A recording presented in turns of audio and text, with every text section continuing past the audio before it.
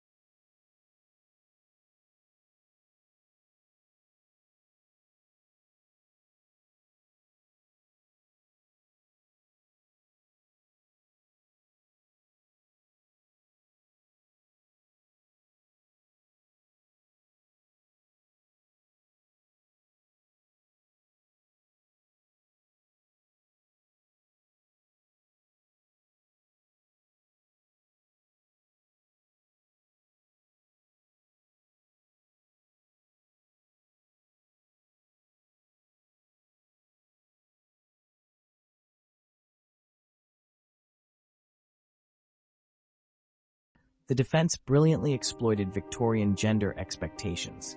They essentially argued that as a church-going, middle-class woman, Lizzie Borden lacked the capacity, physically and morally, to commit such brutal acts. In an era when true womanhood was defined by piety, purity, and domesticity, this argument resonated with the all-male jury. After deliberating for only an hour and a half, the jury returned a verdict of not guilty on June 20th,